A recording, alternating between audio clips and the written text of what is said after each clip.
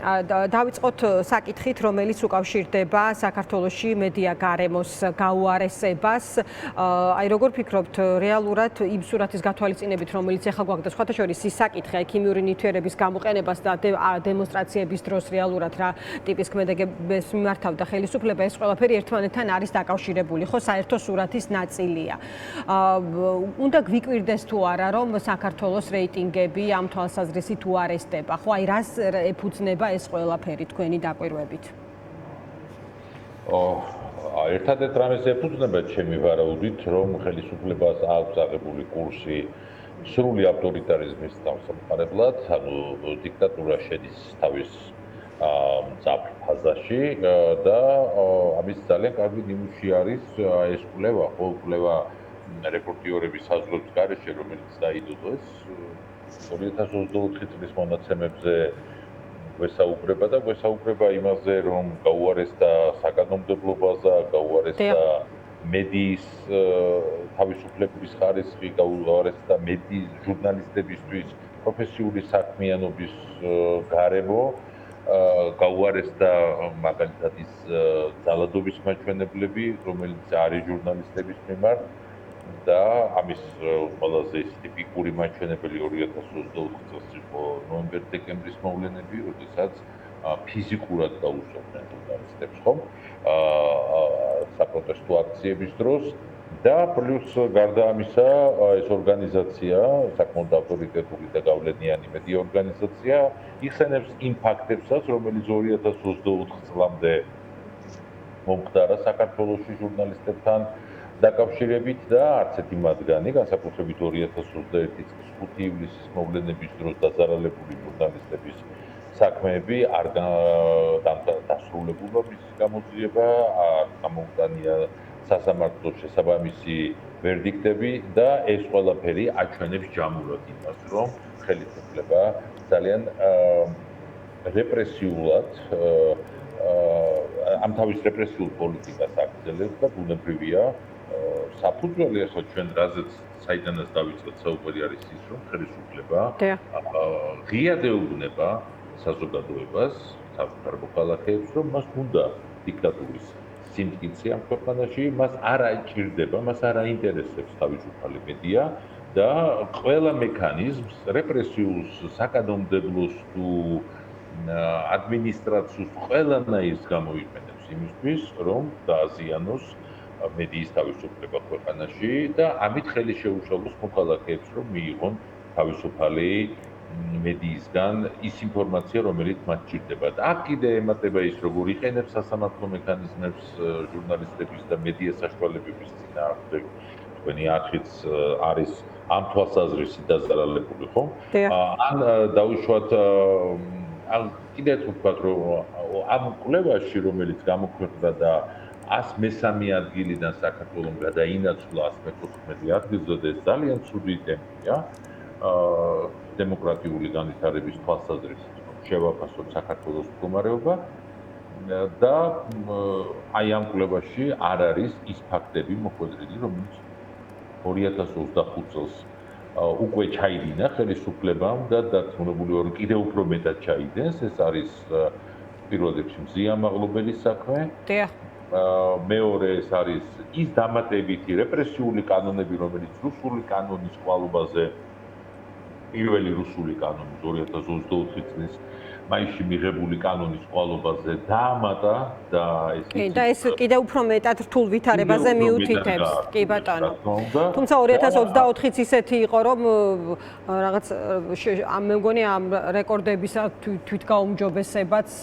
რაღაც რთულ საქმედ მოჩანს, ხომ? ანუ მთავარი ამბავი რა არის ბატონ ზედა, შეიძლება ახლა მოქალაქე უყურებდეს და რატომ არის საგრძნობი ეს ადამიანებისთვის, იმიტომ რომ ადგილის მონაცვლეობა, ანუ რაზე მიუთითებს ეს საკითხი, რომ არავინ ნაგო პასუხი ჟურნალისტების მიმართ ჩადენ სიგნალი ყველასთვის, ხომ? როდესაც რა თქმა უნდა დანარჩენი დემოკრატიული სამყაროსთვის, რომ მათ უკვე სხვა თვალით, სხვა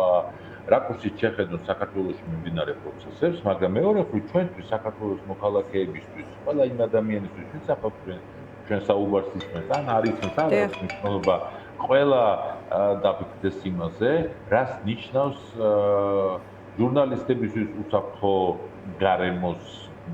გრევა და მედიის თავისუფლების გარემოს ჩამოშლა. ეს ნიშნავს იმას, რომ ხელისუფლება ყოველმხრივ ცდილობს იმას, რომ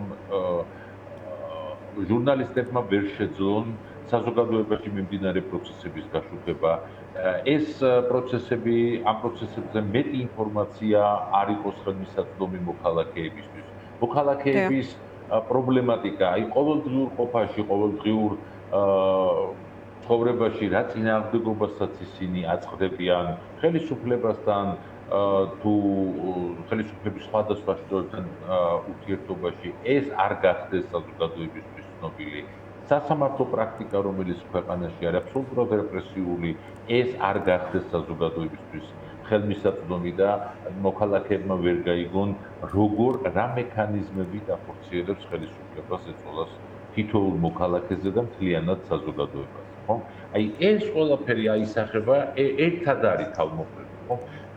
როდესაც ჩვენ ვსაუბრობთ, შეიძლება აი ასეთი ტიპის ინდექსების შეფასებისას ვისაუბროთ ზოგად დემოკრატიულ სტანდარტებზე, მაგრამ ეს ზოგად დემოკრატიული სტანდარტები აისახება ჩვენს ყოველდღიურ ყოფაზე, ჩვენ სოციალურ გარემოზე, იმ პრობლემატიკაზე, რომელიც აწუხებს მოქალაქეებს და თუ მას მედია ვერ გააშუქებს, ის ვერ გახდება ცნობილი მთელი საზოგადოებისთვის, ხო? კი, ბატონ ზვიად, კი ბატონო. ეს კვლევა რეპორტიორების საზღვრების გარეშე აჩვენებს იმას, რომ ხელისუფლება ყველაფერს აკეთებს იმისთვის, რომ დააზიანოს აი ამ თავისუფლების გარემო და არ მისცეს საშუალება ჟურნალისტებს, რომ მათ თავიანთი პროფესიული მოვალეობა შეასრულონ საზოგადოების თითოეული მოქალაქის ინტერესებიდან გამომდინარე. კი ბატონო და ბატონ ზედ ერთი კითხვა მინდა დაგისვათ ასევე თქვენ იმ ანგარიშზე რომთან დაკავშირებით დღეს ინფორმაცია გავრცელა ახალგაზრდა იურისტთა ასოციაციამ აი დემონსტრანტების წინააღმდეგ ქიმიური საშუალებების გამოყენების საკითხი დღეს ორგანიზაციის ხელმძღვანელი საუბრობდა რომ მიმართეს შინაგან საქმეთა სამინისტროს და არ მიუღია პასუხი და ასევე ჯანდაცვის სამინისტროს ნაწილი იყო საინტერესო რომ ისინი არ დაინტერესებულან ანუ არ იყო ამის საჭიროებაო რა ნივთიერებებს იყენებდა რა ქიმიურ საშუალებებს იყენებდა ადგილზე უწყება დემონსტრანტების წინააღმდეგ მაშინ როდესაც ჩვენ გვახსოვს რომ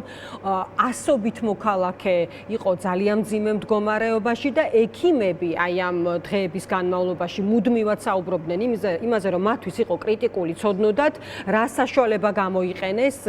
რა სპეცსაშუალება გამოიყენეს ძალოვანი უწყების წარმომადგენლებმა სწორი მკურნალობისთვის ხომ აი აბსოლუტური ბუნდოვანება ამ მიმართულებით და არათუ რეაგირება და რაღაცის გამოვლენა არამედ პასუხიც არ მიუღია ახალგაზრდა იურისტთა ასოციაციას როგორც ცნობილია. აი თქვენი დასკვნა რა არის ამ სურათზე? ამ სურათს რაღაც დასკვნა უნდა გავუკეთოთ, ახლა ყველას ჰქონდა ეს ლეგიტიმური ეჭვი იმასთან დაკავშირებით, რომ ნოემბერ-დეკემბრის მოვლენების დროს და გარკვეულწილად იანვარშიც, მაგრამ იანვარში ნაკლებად როდესაც აი ამ ძალადობრივ აქციებს ატარებდა ხელისუფლება საკუთარი მოქალაქეების წინაშე, ის იყენებდა ძალიან გაუკვეველ, გაუგებარ და საზოგადოებისთვის უცხო ისეთ საშუალებებს, რომელმაც დააზიანა ძალიან ბევრი ადამიანის ჯანმრთელობა, სიცოცხლე და ზუსტადაც აი ამ საჯარო ინფორმაციაზე საჯაროა ეს ინფორმაცია და ამ ინფორმაციის შესახებ რა თქმა უნდა ვალდებულია ყველა საჯარო უწყება რომ ინფორმაცია გაასაჯაროოს და მიაწოდოს მოქალაქეებს, მაგრამ როდესაც ის მალავს ამ ინფორმაციას, ამით აზიანებს საკუთარი მოქალაქეების ჯანმრთელობას და საკუთარი მოქალაქეების უფლებას, რომ ჰქონდეთ ინფორმაცია იმაზე, რაც აკეთებს მთავრობა, ნებისმიერი საჯარო უწყება და სწორედაც ისევ რომ მიუბრუნდე წინა ინდექსის მართლაც ამბობს რომ რატო ეცემა საქართველოში მედიის თავისუფლების ხარისხი, იმიტომ ეცემა რომ საჯარო ინფორმაცია არის დამალული ამ ქვეყანაში, ხელისუფლება უარს ამბობს საჯარო ინფორმაციის მაღალ ხარისხზე კი არა საერთოდ უარს ამბობს საჯარო ინფორმაციის გაცემაზე, რომელ ქიმიური საშუალებების გამოყენებაზეა საუბარი მიტინგების დაშლისას, როდესაც ფონებრივი დეკლარაციების ვებგვერდი დახურა მთავრობამ და ამბობს რომ აი ამ დეკლარაციებზე წვდომა არ უნდა კონდეს არც ჟურნალისტებს, არც მოქალაქეს, ხო? ეს არის იმის მაჩვენებელი ზუსტად რომ ხელისუფლება არის დღეს დიქტატურის გლობაში და მადლობა. ყველაფერს აკეთებს იმისთვის, რომ დაზიანდეს მოქალაქის ყველა უპირატესი ინტერესი. დიდი მადლობა ზვიად, დაგემშვიდობებით. ზვიად ქორიძე საუბრობდა დღის ამბების პირდაპირ ეთერში.